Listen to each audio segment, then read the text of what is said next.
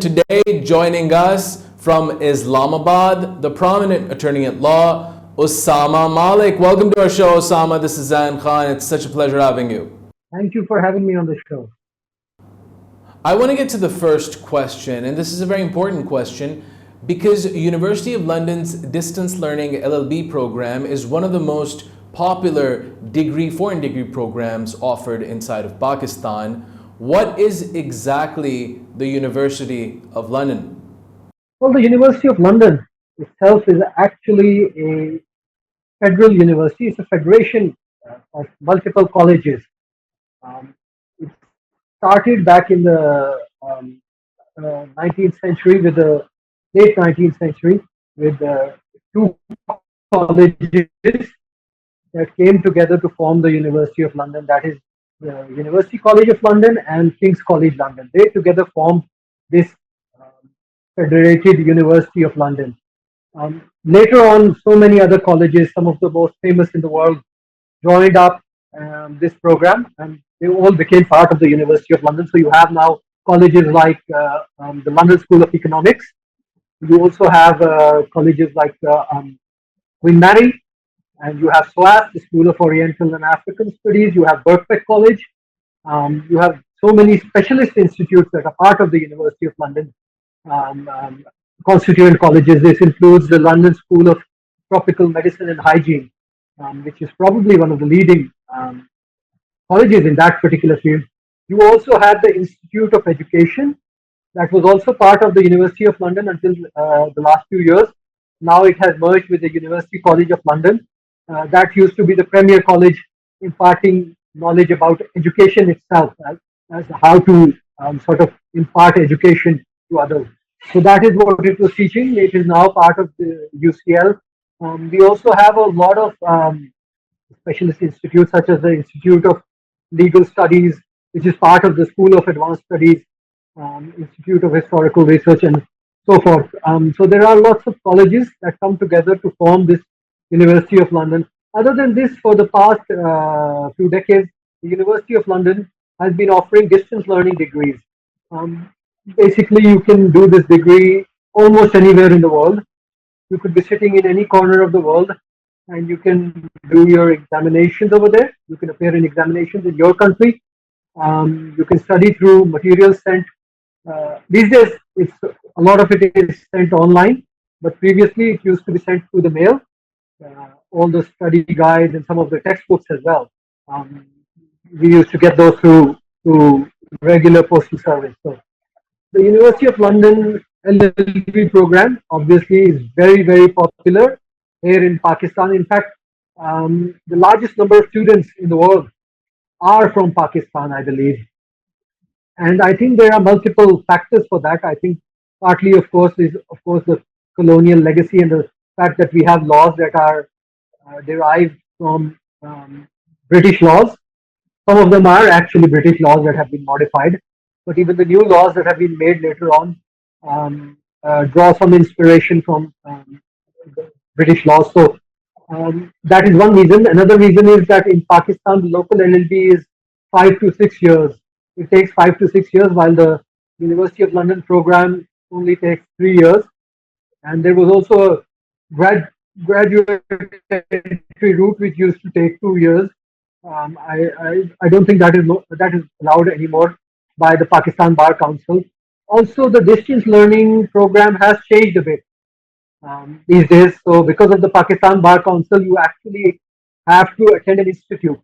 You can no longer study on your own and appear in the examination. That would not be considered a qualifying law degree for Pakistani purposes. So these changes have been enacted over the past couple of years. So it's no longer a fully distance learning program in that sense that you have to appear, you have to be present inside a educational institute and receive training from that educational institute. So, you can't just read on your own using the materials sent by the University of London. So these are the changes that have been made recently.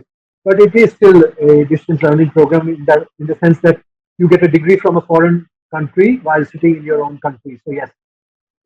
And when did your association with the University of London begin?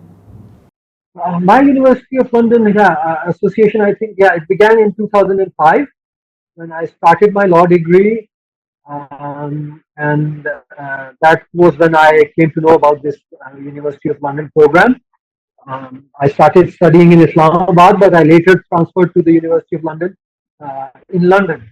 So I did my second year and third year of law degree in London. But I started over here through the distance learning program, and those were very interesting times. And it was a very different degree back then. The requirements were very different.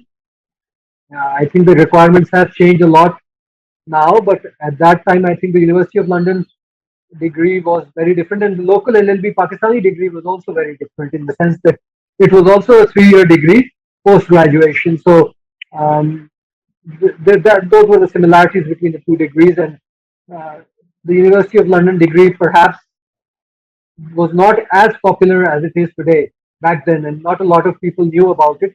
Even I did not know about it when I started my A levels, and I only found out about it during my A levels that we can start our degree or even complete the whole degree in Pakistan. Um, I, of course, chose to travel to the UK later on and transfer to the University of London, but a lot of my friends who started with me completed their degree over here. So, yeah, it has been a 20-year, uh, I think, association now. It's almost 20 years in September. That's very interesting. And how did your association with the University of London change after you finished your studies? My association with the University of London changed after. Well, it changed to in the sense that I became an internal student. So initially, I became an internal student of the University of London, as I transferred to Birkbeck College, and I studied at Birkbeck College, which is one of the constituent colleges of the University of London. It is situated right next to the headquarters of the University of London. So you have the Senate House, which is the University of London's headquarters in London, and right next to it is Birkbeck College's main building. So in that sense, I became an internal student, and I used to visit the University of London's library as well, the Senate House Library, which is a multi-story library. It has thousands and thousands of collections of books and um, very rare books as well. So uh, initially, I became an internal student. Then I transferred to a. Then I completed my studies over there, and then I studied at other constituent colleges of the University of London. I studied for an MSc in poverty reduction at SOAS, an LLM in international economic law, also at the University of London, and a development and justice degree. So yeah, my association transformed from being an external student doing distance learning to an internal student of the University of London's constituent colleges, which was, of course, a huge difference in the way uh, it is taught. Degrees are taught through the um, distance learning program is very different, even if you're attending a college in Pakistan compared to the studies in the UK at an internal college of the University of London. So after completing all my studies, I then development studies modules in law because I also had a degree in development and justice, and I did some bachelor students for various BSc degrees in development modules, international development and development practice stuff. So I did teach that.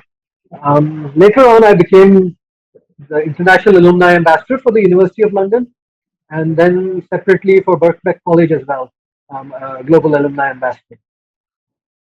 And when did you become University of London's International Alumni Ambassador? And what does this role entail? And the International Alumni Ambassador post is an honorary post appointed by the University of London. Our job is, of course, to primarily discuss the University of London program with potential students, and to also to communicate with those who are to current students who are already in the field and who are studying through the distance learning program.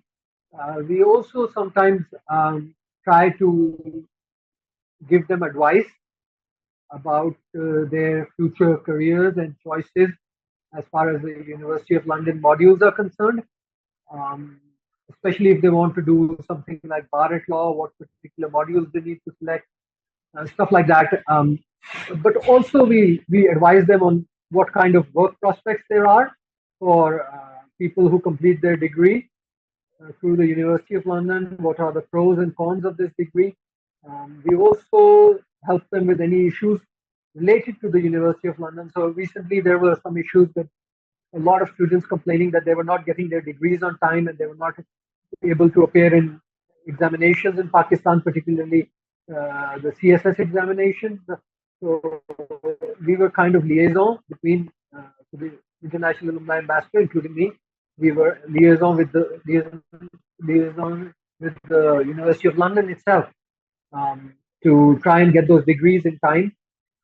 And our job is also to give feedback to the University of London about improvements that can be made, um, especially because a lot of students um, put their queries to us. They also offer their suggestions to us. So we sort of act as a mailbox and we transfer those to the University of London. We also, every year, University of London, various officials from the University of London, including vice chancellors and deputy vice chancellors, visit Pakistan, and we get to meet them and we get to discuss a lot of things related to these degrees with them. So it's a this this particular role has a lot of width in it. You can't just restrict it to any one thing. Um, the role varies at any given time. So at the time of admissions, we are people who are discussing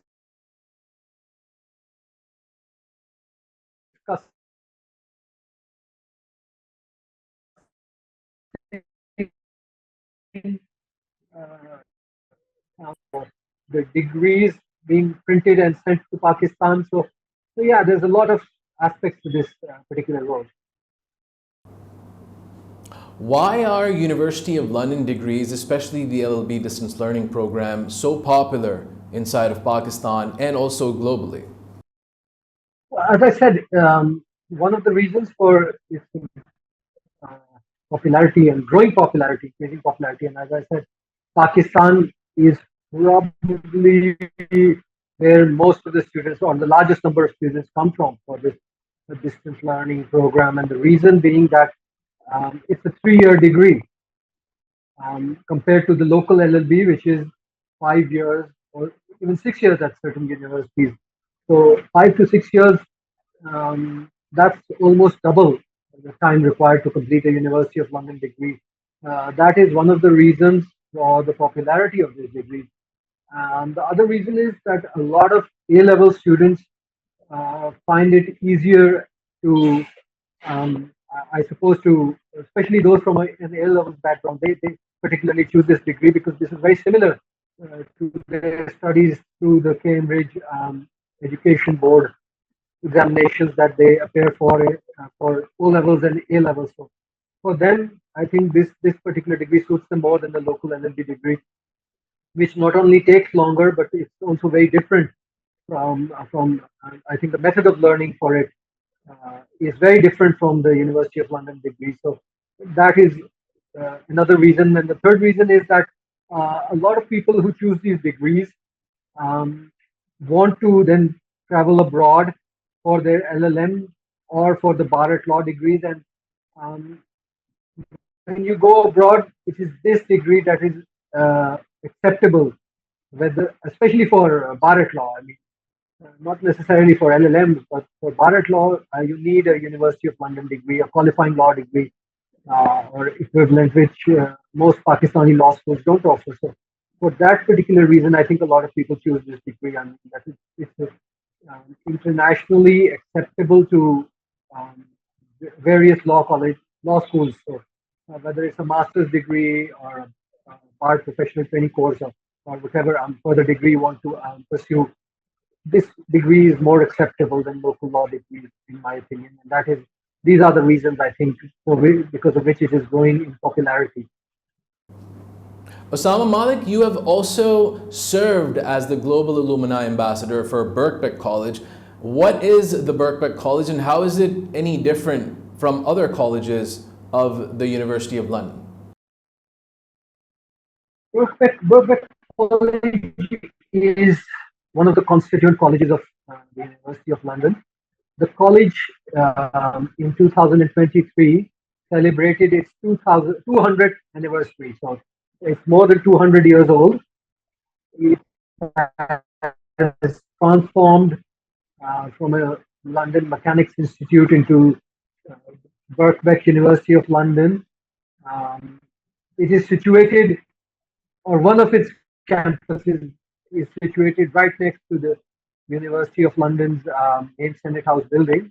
They have another campus which is closer to the Olympic Park, where the 2012 Olympics were held. So the other University of London colleges are world renowned. They are ranked very highly. Birkbeck, of course, is not ranked as highly, even though the quality of education is as good, if not better. And there are certain reasons for that, because Birkbeck is very unique. Birkbeck is unique because all of the classes, all of the modules are taught either in the evening, mostly, or over the weekends. So it is very different from all of the other University of London colleges, such as London School of Economics, the University College of London, the King's College London, or even Queen Mary, the Institute of Advanced Legal Studies. All of them, they all teach during the daytime, morning to evening. You have classes in the weekdays. So the difference is most of their students are very young. While in Birkbeck, you have mostly working people, people who have jobs during the day, full-time jobs. Some of them have part-time jobs. Although most of them, I believe, have full-time jobs, and that's why they do their degrees in the evenings or over weekends. And they are a lot older than, on average, they are a lot older than students at other colleges in the UK, particularly the University of London colleges, constituent colleges. So that is the difference. You get to experience people who have been, who have lived through life, who have certain experiences in the professional and personal sector. So it's very, very different, especially for a person like me who was very, very young at that time, a teenager when I was studying over there. So for me to study with people who were so much older, including, I believe, one of the people in our class was somebody who was in his 90s. And there were a lot of other people who had been impacted by the job layoffs or something, and they were now transferring their skills to another branch, or they were coming into the field of law from some other field. So they already had 10, 15-year careers behind them. So it's a very, very different college in that sense. And that is one of the reasons why it's not very highly ranked, because the student intake is very, very different from all other colleges. But the quality of education is better than probably the other colleges. And as far as jobs are concerned, I think a survey was conducted last year that said that Birkbeck is probably the second best college in the UK as far as getting jobs is concerned. So graduates from this university find it easier to get jobs than most other universities in the UK. So it's a very, very interesting college, right at the heart of London, right next to the University of London main campus. It's not very far from SOAS. It's 5-10 minutes walk from King's College and LSE. From UCL and the British Library, and it's located right in front of the British Museum and the Royal Academy of Dramatic Arts. So, and my job as University of London, as Birkbeck's alumni ambassador is slightly different in the sense that my job is mostly to educate people in Pakistan about this particular college, because they do know about the University of London colleges such as LSE and SOAS, but they do not know about Birkbeck. So I have to tell them about this, that this is a place where you can work in the morning easily, work 20 hours a week in the morning, and then you can do your degree in the evening, or you can do some other thing. You can do an internship during the morning, and you can study in the evening. So this is something that they don't know, and they are very, very rather I'm surprised by it that there is such a college within the University of London system. So yeah, in that sense, it's slightly different from my role as an international alumni ambassador for the University of London, because the University of London is now distance learning program is very well known in Pakistan, but this college is not very well known over here, and so in that sense, yeah, it's slightly more challenging, uh, but also very rewarding because a lot of people now, because of me and because I'm the only alumni ambassador here, they've chosen to go to Birkbeck, especially people who, when they apply to any of the other colleges, they are required to do a 6 months or 1 year course, especially if they're converting from one degree to another. For example, I convinced a friend of mine to go into data science. He was previously a petroleum engineer and he had a background in mechanical and engineering. So for him to convert to an MSc in data science, in any other university, he would have had to do some extra courses, which would have meant that he would have to spend 1 extra year. That would have meant 1 extra year of fees and 1 extra year, of course, in as far as time is concerned. But Birkbeck, because it is for senior students, it's a university specifically made for senior students. They were willing to waive off all those requirements as long as he could um, pass their entry test, and my friend passed that entry test, and he not only saved 1 year, he also saved 1 year of fees and 1 year of living costs in London. So in that sense, Birkbeck is very, very different. It's uh, admission requirements are very different, particularly for those who have previous experience in some other fields. So yeah, it's just about convincing those people to choose Birkbeck over other institutions which would cost more and which would take more time to do the same degree. Let's talk about COVID and the LLB distance learning program of the University of London. How long did COVID affect the University of London's distance learning program inside of Pakistan? As far as COVID-19 is concerned, the University of London was already a distance learning program. So in that sense, um, it was very well suited to offer degrees to the students compared to other institutions which had to switch to online learning because they were teaching in person or abroad. This was a big difference. The University of London did not take very long to adapt. They already had a lot of things going for them. They did change quite a few things, such as examinations, which could not be held in person. Um, those had to be reworked, and it took them 1 year to figure it out. The first year, there were examinations, there were lots of problems, how to conduct those examinations.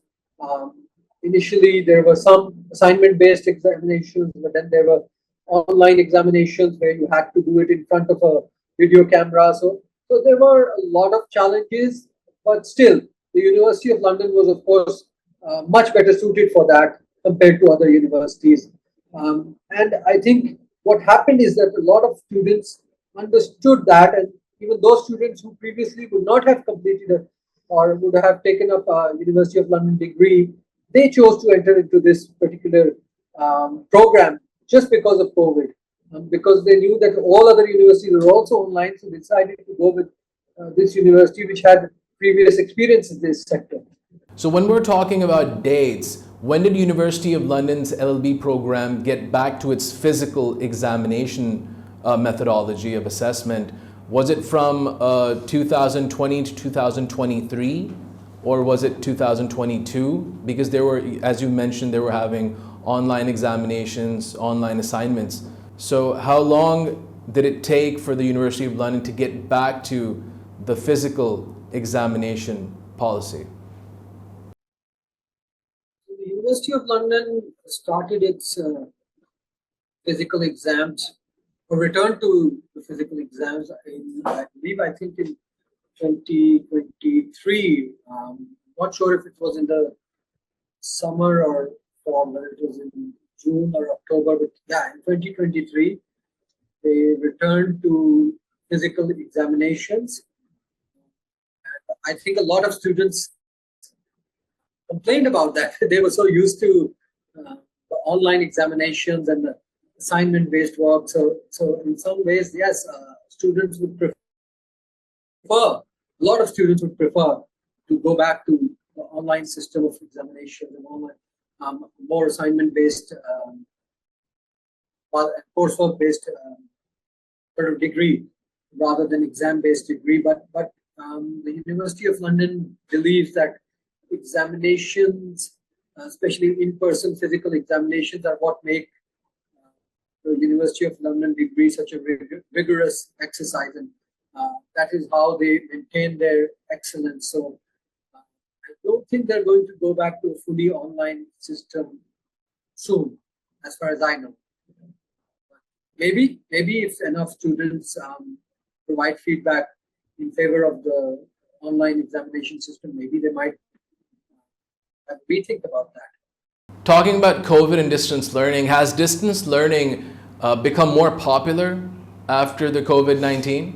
It is true that distance learning has become very, very popular after COVID, because even the universities that used to teach in person had to resort to online modes, and the teachers had to work from home. So yes, in that sense, it has in many ways become more popular. Also, the fact that we have new technologies, if you look at it, we've got Zoom. This is something that became very popular. It's a software that became very popular during the pandemic. And we have Microsoft Teams. That is also something that we did not know about. It was part of the Microsoft package, but people did not know about it. So I think it is technology itself that has helped a lot. A lot of students previously had laptops, but they did not use them properly in this sense. And then once they had to study online during the pandemic, I think they kind of got the hang of it. Younger people usually get the hang of technology very quickly, so they became so used to it that it became the norm for them, and that is why it has become so popular that for people who went through this phase, it was then difficult for them to adapt to classes in person, making up, getting ready, and going to a university. That became difficult for them. So in a sense, they were more attuned to this particular method of education, and that is why for many of them, this has become a more popular way of getting education. And I think even for the parents who would previously not allow their children to study completely online, I think for them it became something that they could choose. So they were okay with it. They were okay with their children studying fully online. So I think in that way that for parents also the acceptance levels became higher, and that is why I think not just the University of London, so many other providers have also jumped into the mix, and now you have other universities from the UK even who are trying to offer similar degrees or hybrid degrees, which have partly distance learning and partly in-person learning. So yeah, I mean, it has become very, very popular in respects, and even you now see a lot of Pakistani institutes offering diploma courses online entirely, and you have language classes. Various embassies have their cultural centers who are now offering purely online classes. So yes, distance learning has become more popular. Online learning has become more popular.